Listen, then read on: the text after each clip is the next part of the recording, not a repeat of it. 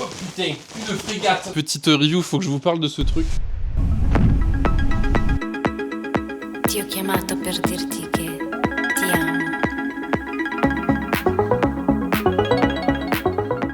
Aujourd'hui, on va parler de la frégate, donc le dernier Parakite de Little Cloud. J'ai mes anti-sèches, j'ai tout noté, comme ça j'oublie rien. On va aborder à peu près tous les points intéressants, à mon avis, pour cette review. Donc petit disclaimer, cette review est le test le plus objectif de l'univers, vous l'aurez compris. Pourquoi ? Parce que en fait j'ai commencé à voler avec les parapentes Little Cloud, donc j'ai une histoire, même si vous en fichez que vous êtes là pour la review. Voilà, il faut que vous le sachiez, je suis un pilote Little Cloud, j'adore cette marque, voilà. Pour le disclaimer. Donc, la frégate, c'est le dernier Parakite de Little Cloud. C'est un Parakite performance, donc qui va être plus allongé. Ça va être la gamme la plus allongée des Parakites de Little Cloud. Donc, il se situe sur la partie qui vise les pilotes intermédiaires à confirmer. Donc, pour rappel, chez Little Cloud, on a la mouette qui permet de rentrer dans la discipline, donc facile. Ensuite, on a la Puffin qui va être un Parakite beaucoup plus agile, avec un roulis beaucoup plus marqué. Et enfin, on a la frégate qui arrive avec le Parakite qui propose les plus grandes vitesses et les plus grandes performances. Voilà.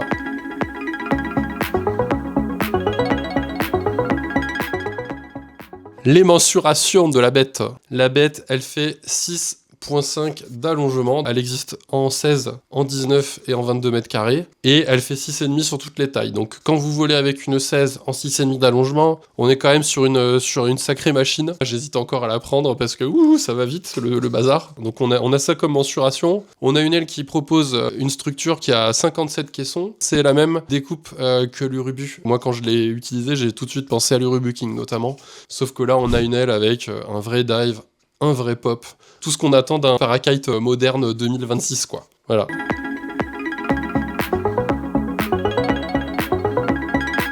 À la question des plages de vent de la frégate.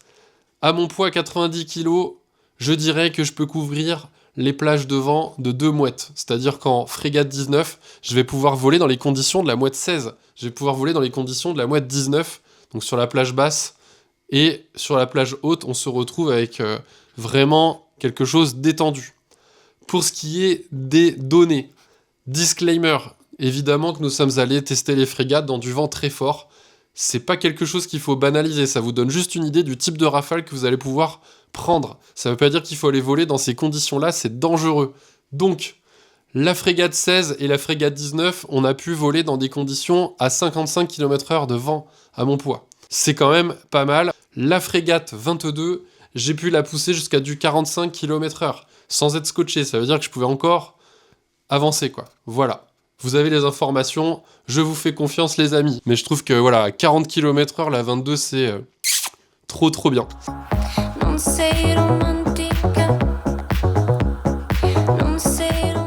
Du coup, on va parler de la prise en main. Moi, c'est le premier truc qui m'a frappé avec la frégate, c'est la prise en main. C'est super intuitif. En fait, c'est ça que j'aime bien. C'est que tu voles 15 minutes avec et t'as l'impression d'avoir tout compris. Tu te sens à la maison. La voile, elle te donne ni plus ni moins que ce que tu lui demandes. Bon, ça, c'est le genre de truc qui me plaît. J'ai pas l'impression de me faire embarquer dans une manœuvre que je vais pas maîtriser en sortie et tout. Je vais la chercher et je la trouve. Si je vais pas la chercher, elle reste tranquille. Et c'est vraiment un truc que j'aime bien avec cette aile.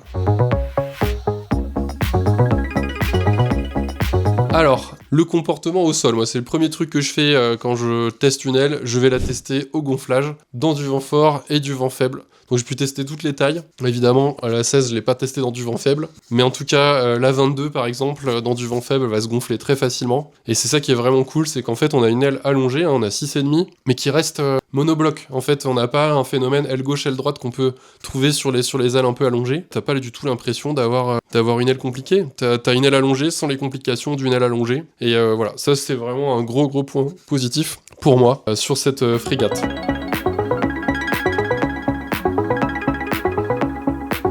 Évidemment, la question qui brûle les lèvres de tous les gens qui regardent des reviews de Parakite, ça va être bah alors, est-ce que ça dive ? Est-ce que ça dive ? Ça tombe du ciel comme un caillou ? Oui, ça tombe du ciel comme un caillou. La 22, elle tombe du ciel. La 19, elle tombe du ciel. La 16 aussi. La 16, ça fait des guilis dans le ventre, et voilà. Donc on a quand même une aile qui va avoir un plongeon beaucoup plus marqué que une mouette ou une puffin. Voilà, ça c'est pour le dive. Et ce qui est assez spectaculaire sur cette aile, c'est le pop. C'est comme ça que j'appelle le moment où tu vas claquer une ressource en baissant les commandes de ton parakite. Ça va y aller très fort. En fait, ça va être assez doux. Donc la bascule sur la ressource, elle est assez douce. Par contre, tu vas monter super haut, super longtemps. À la fin, tu sens plus ton poids. Et c'est vraiment, vraiment excellent. Tu peux remonter plus haut que la dune. Là, quand tu te places bien dans le vent, là, tu te fais catapulter. Tu peux presque partir en arrière comme ça. Il faudrait un radar de recul, cette voile quand tu tapes des grosses ressources. C'est vraiment trop bien. Vous serez pas déçus sur cet aspect-là, c'est sûr. Je vais vous parler aussi du plané, parce que quand on prend une aile allongée, on s'attend à avoir du plané. Moi, ce qui m'intéresse, c'est comment tu arrives à remonter le vent quand tu es face au vent. Parce que les vents arrière, c'est super, tu vas à fond la caisse. Et quand tu te retrouves face au vent, souvent, en soaring, t'es un peu scotché. Et là, on a une aile qui remonte super bien le vent. Donc, même par des conditions de vent de travers, on a des vitesses sol super cool, même face au vent, en vent fort. Voilà, c'est une voile qui va te permettre d'aller cruiser à des endroits que tu n'aurais peut-être pas imaginé avant. Donc ça, pour faire de l'exploration, de la découverte, c'est le top.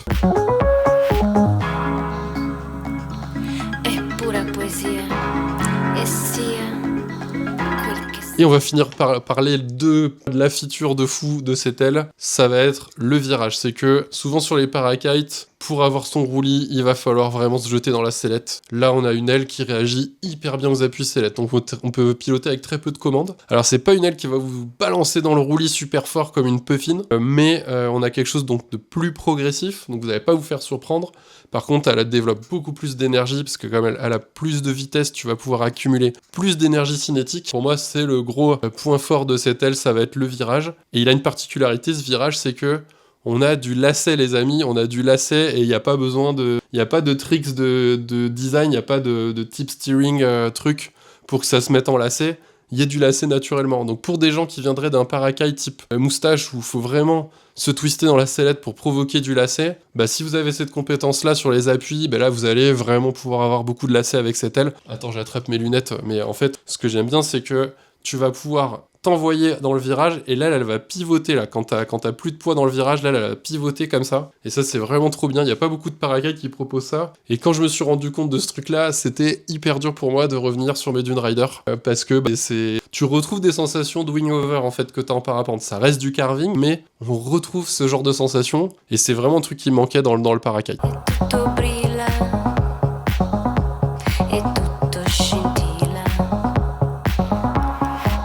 Et on va aborder les points sécu quand même. Donc les points sécu, le marketing du parakite, c'est quoi? Est-ce que ça résiste à la fermeture? Est-ce que l'aile elle ferme? La frégate elle est super résistante à la fermeture. Mais bon voilà, pour moi c'est pas le plus important en termes de sécu, parce que si toutes les voiles ferment, il suffit de te placer dans un rotor, d'aller taper des grandes amplitudes, de d'étendre tes suspentes avec de mauvais appuis pour fermer une aile. Moi j'ai un spot là en Gironde, il y a un passage là sur une digue, il y a un rotor à cet endroit-là, je les ai toutes fermées. La scrapper elle ferme, la moustache elle ferme, la frégate elle ferme, la puffin elle ferme toutes. Donc c'est pas parce que vous avez un profil réflexe que vous êtes immortel que ça va pas fermer. Il y a des tonnes de vidéos de fermeture de parakite sur le web.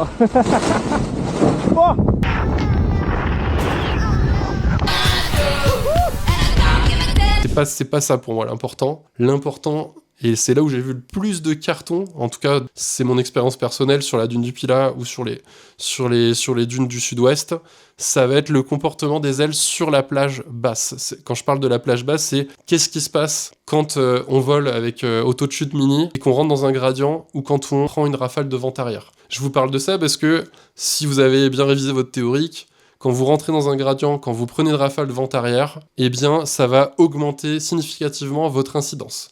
Donc si vous êtes déjà en train de piloter auto de chute mini, donc avec pas mal de freins, eh bien le risque c'est de se faire décrocher.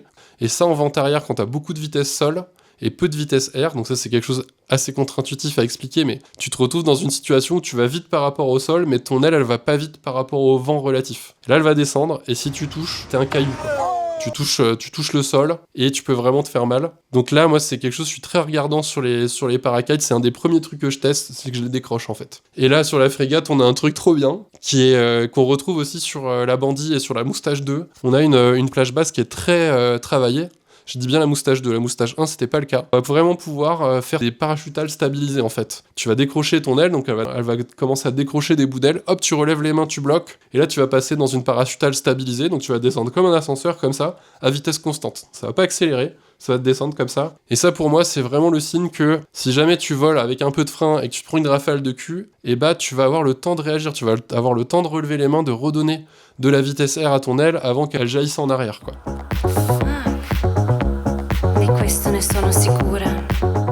Tente toujours là les coquinous, ça veut dire que cette vidéo vous intéresse et ça me fait plaisir, vraiment merci beaucoup. On termine cette vidéo en disant que pour moi la frégate elle occupe une place vraiment particulière dans le marché du Parakite 2026 pour la bonne raison qu'elle propose à mon avis le meilleur ratio performance-accessibilité. On a une aile bien plus perfo qu'une moustache, on a une aile suffisamment performante pour venir challenger une Dune Rider Scrapper, surtout sur la plage basse pour le coup, elle s'en tire mieux je dirais pour ça, et qui vient aussi challenger des ailes comme la Flare Bandit, en tout cas qui pourrait intéresser des pilotes qui s'intéresseraient à la Flare Bandit, même si on est d'accord, et je sais, je vous entends déjà en commentaire me dire que la Bandit c'est la meilleure de toutes, elle le dive de fou, elle le plane de zing zing, vous avez raison, mais au niveau du fun, si vous n'êtes pas un excellent pilote, c'est une aile qui peut vous inquiéter, voilà, c'est une aile pointue qui va vivre en aérologie, là où la frégate, vous allez pouvoir vraiment lui tirer dessus sans vous faire peur, et je trouve qu'on obtient plus de performance en pilotage au final quand on peut s'exprimer vraiment sous une aile que quand on est verrouillé parce que l'aile nous impressionne un peu. Voilà, c'est mon avis, moi je suis en train de refaire mon quiver full frégate, je suis en train de vendre tous mes autres parakites pour ça, donc voilà, c'est le test le plus objectif de l'univers, vous l'aurez compris évidemment, voilà, allez je vous embrasse les mouettes et à très vite. Can't move on, baby doll, waiting on calls, flipping through stations. I'm outclassed, it's outrageous.